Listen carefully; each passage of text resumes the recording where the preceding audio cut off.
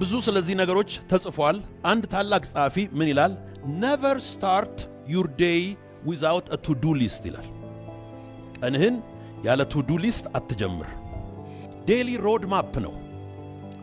ጠዋት ተነስቼ እስከ ማታ የምሰራውን ነገር እዚህ ላይ አስቀምጣለሁ። ይሄ ሞኒተር ያደርገኛል፣ ይሄ ይወቅሰኛል። ይሄን ሁሉ ሥራ እያለ እንዴት ወደ ማኪያቶ ትሄዳለህ? ይሄን ሁሉ ሥራ እያለ እንዴት ሶሻል ሚዲያ ታያለህ? ይሄን ሁሉ ሥራ እያለ እንዴት የማያገባህን የአርቲስት ወይም የፖለቲከኛ ወይም የስፖርተኛ ወይም ደግሞ የነጋዴን ወሬ ታወራለህ? ይሄን ሁሉ ሥራ ያለው ሁለት አይነት ሰዎች አሉ። አንደኞቹ በጣም ሥራ የሚሰሩ፣ ሌላኞቹ ሥራ የሚሰሩትን የሚያስቸግሩ። እነዚህ ሁለት አይነት ሰዎች ብቻ ናቸው ያሉ። ስለዚህ ካቴጎሪያችንን መምረጥ ነው። ኤክሲኪዩሽን የምንለው ቱዱ ሊስታችንን ይዘን ዲስትራክሽን አቮይድ ማድረግ ነው። ሌላኛው ይሄ ዲስትራክሽን ምንድነው የሚከለክለን? ፎከስ ነው። the power of focus የምንለው አይታችኋል። ፎከስ ከሌለ የተበታተነ ሐሳብ፣ የተበታተነ የብርሃን ኃይል ነው። አይታችኋል። ማይክሮስኮፕ አድርገን የፀሐይን ብርሃን ሰብስበን ጨረሯን ፎከስ አድርገን እንዴት ኢምፓክት እንደምናመጣ። ፎከስ ካደረክ የማታፈርሰው ተራራ፣ የማትሰራው ሥራ የለም። ፎከስ የማድረግ ጉልበት ፐርፎርማንሳችንን ይወስናል። ይሄ ፐርፎርም በምናደርግበት ጊዜ ሌላኛው ፕሪንሲፕልድ ላይፍ መኖር ነው። ይሄ በመስመር ውስጥ መሮጥ፣ በተሰጠን መስመር ውስጥ መሮጥ። ይሄ ነው የብዙ ሰዎች ችግር። ይሄ ነው የብዙ ሰዎች ችግር። በኦሮምኛ አንድ አባባል አለ፣ ስለ ሴቶች ነው። ኢቱ ከንሼ ደንፉ ከነማ ሞቅጢ። ሁለት ሴቶች አጥሚት ወይም ወጥ ይሰራሉ። የሷ እዚህ እየፈላ ነው። የሷ እየፈላ የሰው ታማስላለች። የሷ እየፈላ የሰው ታማስላለች። ሶ ፎከስ፣ የራስ ሥራ ላይ ፎከስ አድርግ። ኢግኖር፣ ይሰበርበት፣ ይቀቀልበት፣ ይብሰልበት፣ ይቃጠልበት የራሱ ነው። ፎከስ ኦን ዩር ኦን። ስፔሻሊ የራስህ እየፈላ የሰውን አታማስል ነው። ይሄ is the power of focus። ሌላኛው ፕሪንሲፕል ነው። ፕሪንሲፕልድ ላይፍ መኖር ሌን ውስጥ እንደ መንዳት ነው። ይሄ ሌን ውስጥ ጠብቆ መንዳት ነው። what happens if you don't drive within the lane? ሌን ውስጥ የማትነዳ ከሆነ ዝግ ዛግ የሚያደርግ ሰው ምንድነው? ለራሱም አደጋ ለሰውም አደጋ። ሀገራችን ውስጥ አደጋ የበዛው ለዚህ ነው። ዚግዛጎች ስለበዙ ነው። ወደዚህ ዛግ የሚያደርግ ነው። ድራይቭ ዊዝን ዩር ፕሪንሲፕል። የራሱን ሥራ ጠዋት ተነስቶ የሚሮጥ የራሱን ጠዋት one of the busiest cities in the world is New York City። ልጆች ሳንወልድ አንድ ጊዜ በመኪና አክሮስ አሜሪካ ነዳን። እኔና ሚስቴ እየነዳን ሳናውቅ ኒውዮርክ ገባን። ኒውዮርክ ለመንዳት አይመችም። ነጂዎቹ አግሬሲቭ ናቸው። ታይማቸው ወርቅ ነው። የሚደናበር ሾፌር ምህረት የላቸውም። ጣታቸውን በሙሉ ለስድብ ይጠቀማሉ። አፋቸውን በሙሉ ለስድብ ይጠቀማሉ። ጠገብን ስድብ። መኪናውን ሩቅ አቆምንና ሁለተኛ ከተማውን እስክንለጥ አንፈልግም ብለን ሆቴል ገብተን ቁጭ ብለን አንድ ቀን በረንዳ ላይ ቁጭ አለና አንድ ነገር አየን። እስቲ የሚስቅ ስማይል የሚያደርግ ወይም ጮክ ብሎ የሚያወራ ሰው እንቁጠራል። ብንፈልግ የለም። ዋይ? ቢዚ ነው። ጆሮ ውስጥ መንስኑን ከቷል። መሄድ ነው። ቦርሳው መሸከም ነው። ጠዋት ነው። ፎከስድ ነው። ቡና ጠጣ አልጠጣ፣ ጸጉሩ ረዘመ አጠረ፣ ነጭ ነው ጥቁር ነው፣ nobody cares። ምን ይላሉ? a city that never sleeps። የሲንጋፖርን፣ የኢንዲያን፣ የብራዚልን፣ የኢትዮጵያን፣ የሳውዝ አፍሪካን፣ የሚድል ኢስትን የኦይል ዋጋ ይወስናል። ይሄን ይወስናል። እዛ ሲመሽ እዚህ ይነጋል። ይሄ ከቢሮ ሲወጣ ይሄ ይገባል። ይሄ ይሰራል። ፕሪንሲፕል ፎከስ። ለዚህ ነው ፋይናንሻል ካፒታል ኦፍ ዘ ወርልድ ሆኖ ማንም እንዳይነቀንቀው አድርጎ ቁጭ ያለው። ፎከስ። ኢፍ ዩ ፎከስ ዩ ዊል ፐርፎርም። ፐርፎርማንስን የሚያመጣ ይሄ ነው። ወርክ ኤቲክስ የምንለው ይሄ ነው። ወርክ ኤቲክስ ነው የማይረባን ኢንቫይሮንመንት ቀይሮ ኮንዱሲቭ የሚያደርገው። ወርክ ኤቲክስ ነው፣ ፐርፎርም ማድረግ ነው። እንግዲህ ይሄ የራሳችንን የሥራ ባህል ማዳበር ነው። ወገኖቼ ሆይ ስንፍና የድህነት ማግኔት ነው። በጣም ሀብታም የሆኑ ሰዎች ሰነፍ ልጆችን ይወልዱና ያ ሰነፍ ልጅ ስንፍና ስላለበት ድህነትን ከየትም ስቦ ያመጣዋል። የአባቱን ፎቅ ይሸጣል፣ መኪናውን ይሸጣል፣ ይጨርሰዋል። ስንፍና የድህነት ማግኔት ነው። ድህነት በዙሪያችን ካለ ማግኔት አካባቢያችን አለ ማለት ነው። ማግኔቱን ፈልጉና አጥፉ። ማግኔቱ ከጠፋ ያ አትራክት የሚያደርገው ፓወር ይጠፋል ማለት ነው። ስንፍና this is poverty mindset, poverty circumstance ብዙ ጊዜ ያንን ነገሮች ይሄ የስንፍና ስርዓቶች የስንፍና ላይፍ ስታይል የሚያደርገው ነው። ድህነትን ከዓለም ጥግ ስቦ ያመጣዋል። ምንም የመሰለ ቱጃር ቤተሰብ ውስጥ ስቦ የሚያመጣው ስንፍና ነው። ስንፍና የፐርፎርማንስ ጠላት ነው። የሚቀጥለውን የመጨረሻውን 2 ቃላት ልስጣቸው። እንዴት ነው ለአዲሱ ዓመት የምንዘጋጀው? ነምበር 1 ፐርሰፕሽን፣ ትክክለኛ ቪዥን። ነምበር 2 ፕሪፓሬሽን፣ ዝግጅት። ነምበር 3 አክሽን ኦሪየንትድ ላይፍ ወይም ፐርፎርም ማድረግ ነው። አራተኛው በጣም ወሳኝ ነገር ነው፣ ፕሮዳክቲቭ መሆን ነው። እያንዳንዱ ሰው በሕይወቱ የሚሸጥ ነገር ሊኖረው ያስፈልጋል።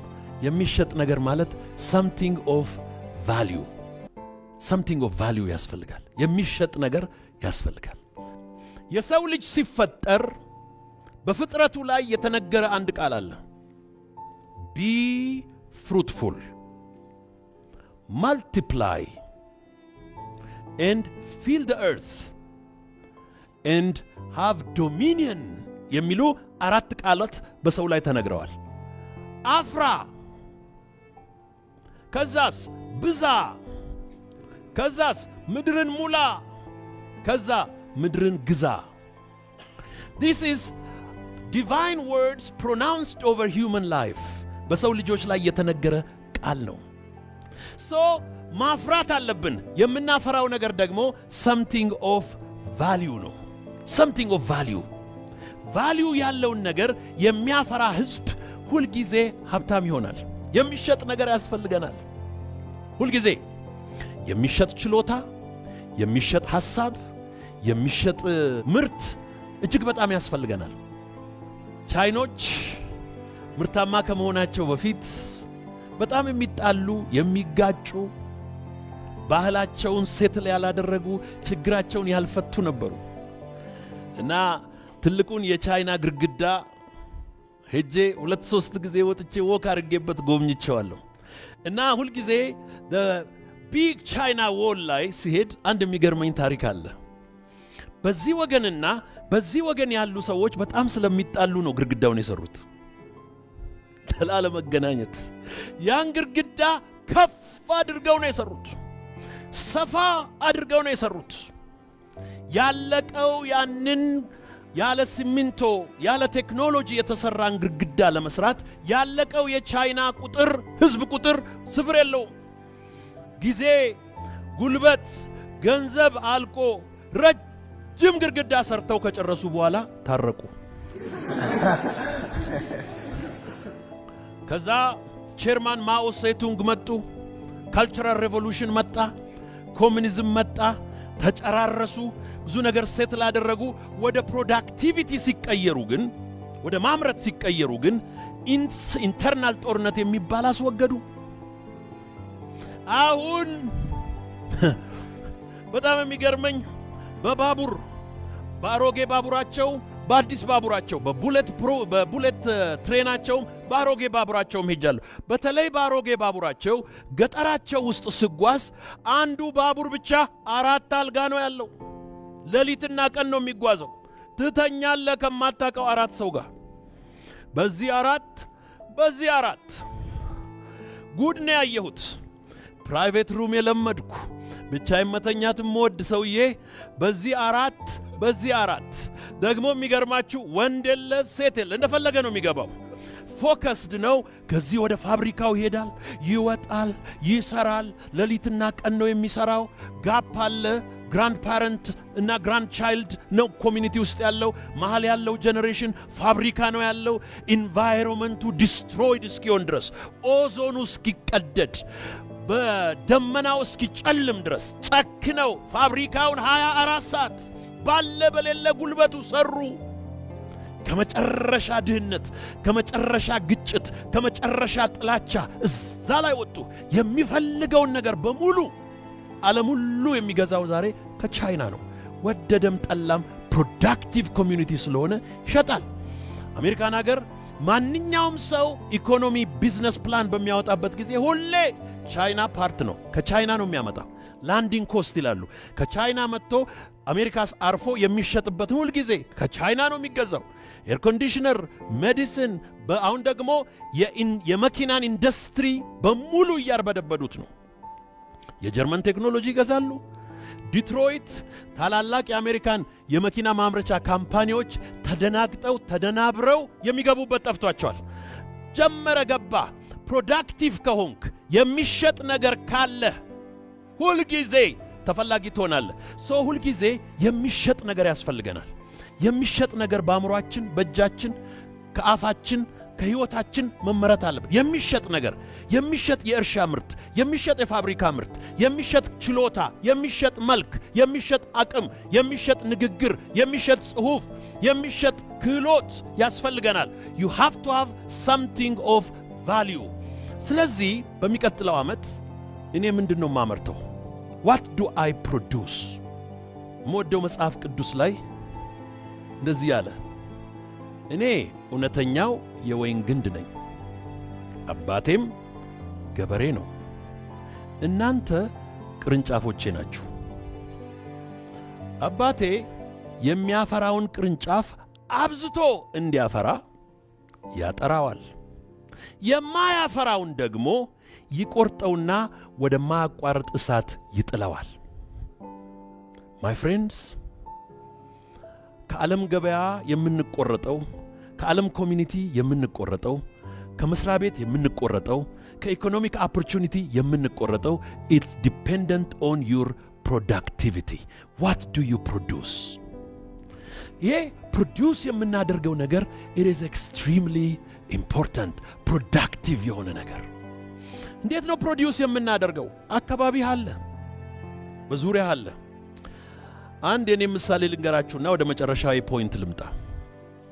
የኔ ትምህርት ቤት 2 የተለያዩ ትምህርት ቤቶች፣ ብዙ የተለያዩ ትምህርት ቤቶች አሉ። አንደኛው በጣም ወደ ገጠር ሻሸመኔ በትንሽ ገንዘብ ሰዎች የሚማሩበት ነው። አዲስ አበባም ላይ ደግሞ ካምብሪጅ በጣም በብዙ ገንዘብ ሰዎች የሚማሩበት ነው። ሁለቱም ትምህርት ቤት ነው። ሁለቱንም ልጆች እናቶቻቸው ይወዷቸዋል። የኬምብሪጅ ትምህርት ቤት ግን እናቶች ብዙም ገንዘብ ብዙም አቅም ስላላቸው ፓክ የሚያደርጉት ምሳ ብዙ ነው።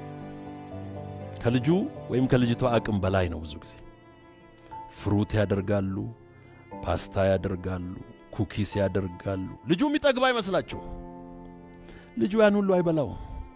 ትምህርት ቤቴ ሳይ ብዙ ምግብ ዳምፕ ይደረጋል። ይህም ምግብ ማን ሊበላው ይችላል ብዬ አሰብኩና ዶሮ። ስለዚህ ሄድኩና የዶሮ ቦታ አዘጋጀው። ስለ ዶሮ ስፈልግ አንድ በጣም የምወደው ጓደኛዬ የዶሮ ሥራ እኮ ጀምሬያለሁ ብሎ ፎቶግራፍ ላከልኝ። ኬጁ እንዴት እንደሚገዛ፣ ምግቡ እንዴት እንደሚገዛ፣ ምናምኑ እንዴት እንደሚገዛ ሁሉ አሳየኝ። ከዛም በኋላ ዋለ የሚባል አንድ ጎበዝ ጎጃም የገበሬ ደግሞ እንትን ያቀርብልሃል አለኝ፣ ዶሮዎቹን ያቀርብልሃል አለኝ። ስለዚህ 1000 ዶሮ አመጣሁና አስገባሁ። ትልቁ የዶሮ ቢዝነስ ኮስቱ ምግቡ ነው። ዶሮቼ ይገርማችኋል 5 ስታር ሆቴል ነው የገቡት። ኦል ኦፍ ሰደን 1000 ዶሮ 900 እንቁላል 970 እንቁላል ይጥላል። ይሄንን ለሆስፒታሎች፣ ለኦርፈኔጆች፣ ለአረጋውያን፣ ሰፈራችን ላሉ ድሆች፣ ለቤተ ክርስቲያኖች እየሰጠው ምርቃት። የሆነ ሪሶርስ አለ፣ የሆነ ኦፖርቹኒቲ ደግሞ አለ። ሁለት እጃችሁን እንደዚህ አውጡ። ሪሶርስ በሉ፣ ኦፖርቹኒቲ። እዚህ ሁለቱ ሲጋጠሙ ፋየርወርክስ ይፈጥራሉ። ይህንን ፋየርወርክስ ሲፈጥር ፕሮዳክቲቭ ትሆናለህ።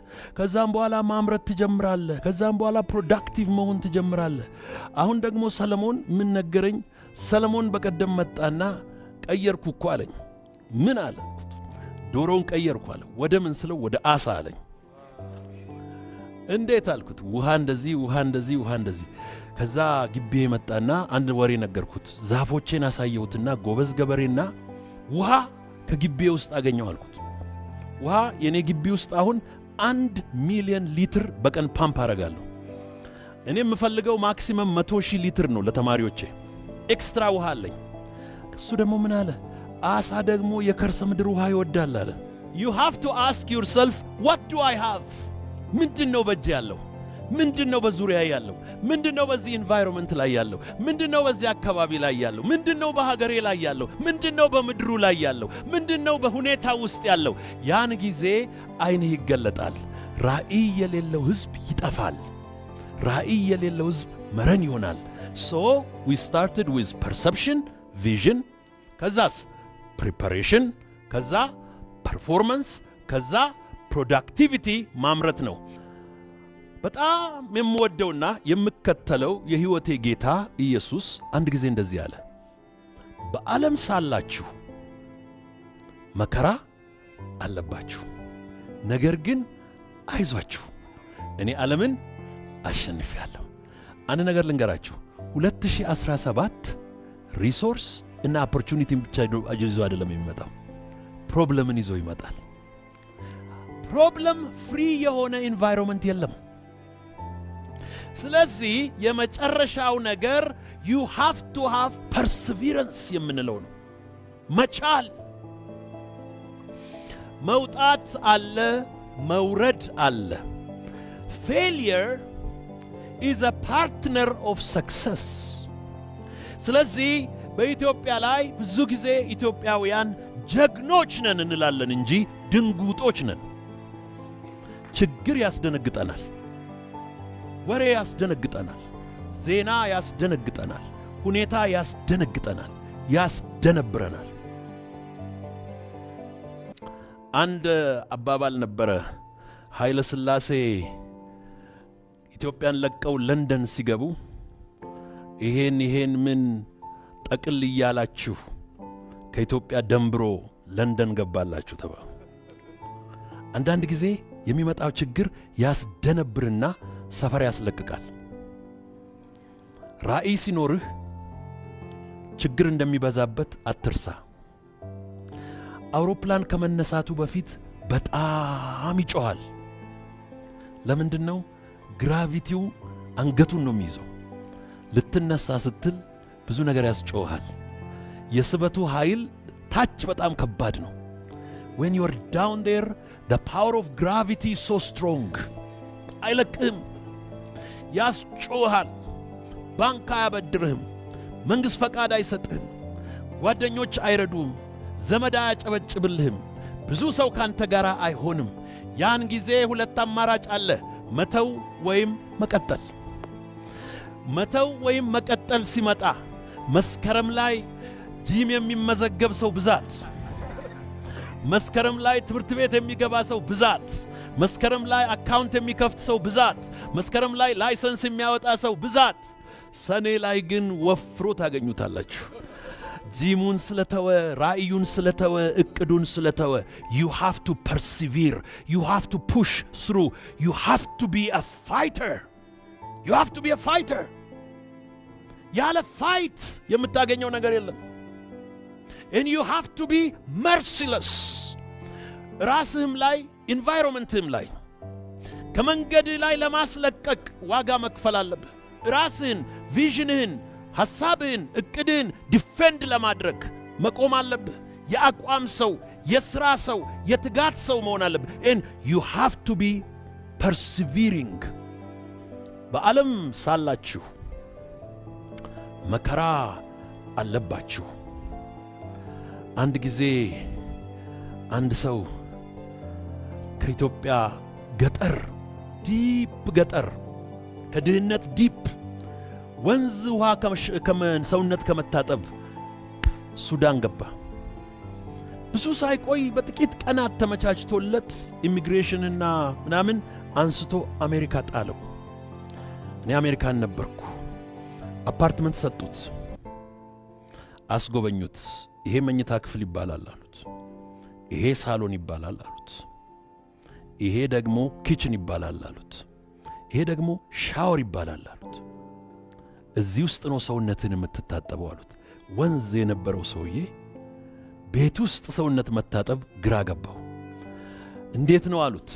ሙቅ ውሃ አለ፣ ቀዝቃዛ ውሃ አለ አሉት። በዚህ ቀዝቃዛ ትከፍትና ቀስ ብለህ ሙቅ ትቀላቅላለህ እስኪስማማህ ድረስ አሉት። ሄቨን ነው አለ። አሚን ሄቨን አለ። ሰዎቹ እስኪወጡ ቸኮልኩ አለ። to try shower for the first time, to experience shower for the first time. ይህ ሰው ሄቨን ነው አለ። ከዛ በኋላ ገባ። ሰዎቹ እንደወጡ ልብሱን አወለቀ፣ ሻወር ውስጥ ገባ። እንዲህ አለ፣ ያ ውሃ መጥቶ ቷ ሲያረገኝ ከአፌ ውስጥ እልልታ ፈለቀ አለ። he said he thought that is over, life is over መሰለው። ጠዋት መጣና ኢሚግሬሽን ኦፊሰሩ እንደዚህ አለው፣ ከዛሬ ጀምሮ ሥራ ትፈልጋለህ አለው። የራስን ሥራ መስራት፣ የራስን ገንዘብ ሜክ ማድረግ፣ የቤት ኪራይ የሚባል መክፈል አለብህ አሉት። እሺ ያለ አሜሪካን ነው። አንድ ሱፍ ገዝቷል፣ ከረባትና ሸሚዝ ገዝቷል። ጠዋት ሰውየው ሲመጣ ዝንጥ ብሎ ጠበቀው። ሥራ ፍለጋ እንደሚሄድ አልገባው። ሰውየው ይዞት ወጣ። የመጀመሪያ የተገኘው ሥራ ሳር ማጨድ ነው። ጀመረ። ሲያጭድ ኮቱን ሲያወልቅ፣ ሲያጭድ ከረባቱን ሲያወልቅ፣ ሲያጭድ ሸሚዙን ሲያወልቅ፣ መጨረሻ ላይ ምን ገባው? ለካ አሜሪካም መከራ አለ። የተወደዳችሁ ወገኖቼ ሆይ መጪው አዲስ ዓመትም መከራ አለ። ከረባትህን አውልቅ፣ ኮትህን አውልቅ። ከዛም በኋላ ቱታ ልበስ። ከዛ ጀምር። የኛ ዩኒፎርም ፕሮዳክቲቭ እንድንሆን ከፈለግን ሲምፕሊሲቲ መሆን አለበት። በዛ ሲምፕሊሲቲ እንጀምራለን። ለራሴ የትምህርት ቤት ተመራቂዎች የተናገርኩትን ብቻ ተናግሬ ጨርሳለሁ። እነዚህ ተማሪዎች ተመርቀው 2 ዓመት ደግሞ የኮሌጅ ዝግጅት ያደርጋሉ። እናንተ ደግሞ የ2 ወር አዲስ ዓመት የመቀበል ዝግጅት ታደርጋላችሁ። እናንተ ብቻ ሳትሆኑ መላው የኢትዮጵያ ገበሬ፣ መላው የኢትዮጵያ ወታደር፣ መላው የኢትዮጵያ ወጣት፣ መላው የኢትዮጵያ ሕዝብ ይሄ ክረምት፣ ይሄ ዝናብ፣ ይሄ ጭቃ፣ ይሄ ደመና፣ ይሄ ብርድ ጊዜ እንዳይዘናጋ የዝግጅት ጊዜ ማድረግ አለበት። ይሄ የዝግጅት ጊዜ ሀገራችንንና ሕዝባችንን ሳየው እየተሰራ የነበረ አውሮፕላን ይመስለኛል። አውሮፕላን ብዙ ስለምጓዝ እሱ ይወዳለሁ። ቦይንግ ብትሄዱ ወይም ኤርባስ ካምፓኒ ብትሄዱ አውሮፕላኑ ከመፈጠሩ በፊት ፕላስቲክ ነበር፣ አሉሚኒየም ነበር፣ ብረት ነበር፣ ላስቲክ ነበር፣ ሸራ ነበር፣ ብትንትኑ የወጣ ነበር። ሲገጥሙት ሲገጥሙት ሲገጥሙት ሲገጥሙት መጨረሻ ላይ አውሮፕላን ሆነ። አሁን እናንተ ኦልሬዲ ተሰርቶ ያለቀ አውሮፕላን ናቸው። አውሮፕላኑ ግን መጥቶ ምን ውስጥ ይገባል? ራንዌይ ውስጥ ይገባል። የቴክ ኦፍ ጊዜ ይሁንላችሁ።